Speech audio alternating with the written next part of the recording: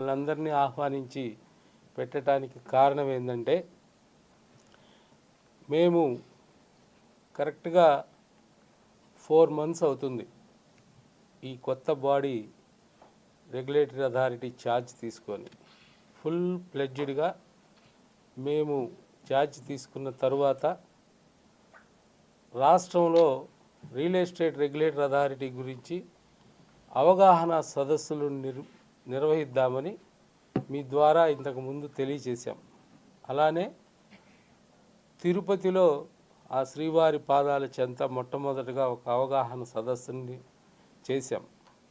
చాలా రెస్పాన్స్ వచ్చింది. వినియోగదారుల్లో ముఖ్యంగా చాలా రెస్పాన్స్ వచ్చింది. ఎన్నో వాళ్ళ సమస్యల్ని మా రెగ్యులేటరీ అథారిటీకి విన్నవించుకోవటం కూడా జరుగుతూ ఉంది. వారికి తగిన విధంగా తక్కువ సమయంలోనే పరిష్కారం కూడా లభిస్తుంది. అలానే మా అథారిటీ కూడా కృషి చేస్తూ ఉంది. ఇకపోతే ఈ నెలలో మేము ప్లాన్ చేసుకున్న ప్రకారం పాత 13 జిల్లాలు ఏదైతే ఉన్నాయో ఈ నేపథ్యంలో ఈ నెలలో కడపలో ఈ నెల 28, 29లో ఒక సదస్సును నిర్వహించి ఆ ప్రాంత ప్రజలందరికీ ఆ ప్రాంత వినియోగదారులకి అలానే డెవలపర్స్కి కూడా రెగ్యులేటరీ అథారిటీ యొక్క ఆవశ్యకతను గురించి గవర్నమెంట్ ఆఫ్ ఇండియా ఈ యాక్ట్ ఎందుకు రూపొందించింది అని తెలియచేసి ఎవరైనా సరే ఈ ఫోల్డ్లోకి రాని వాళ్ళు ఉంటే వాళ్ళందరినీ కూడా రెరా ఎన్రోల్ చేసుకోమని తెలియజేద్దామనేది ముఖ్య ఉద్దేశం.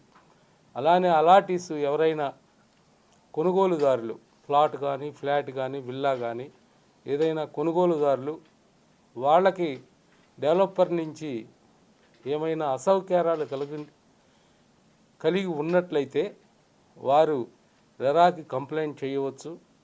తద్వారా వారి సమస్యలు పరిష్కారం అవుతాయని అవగాహన సదస్సులు పెట్టాలని నిర్ణయం తీసుకున్నాం.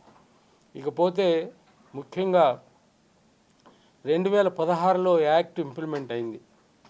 ఈ యాక్ట్ యొక్క ముఖ్య ఉద్దేశం to protect the end user and at the same time to promote the building industry.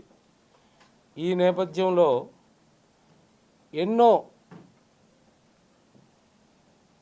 Force measure అనే మనకి కరోనా, ఆ తరువాత ప్రభుత్వం మారటం, ఆ ప్రభుత్వం మారిన దిశలో కొన్ని నిర్ణయాలు ఈ రియల్ ఎస్టేట్ రంగానికి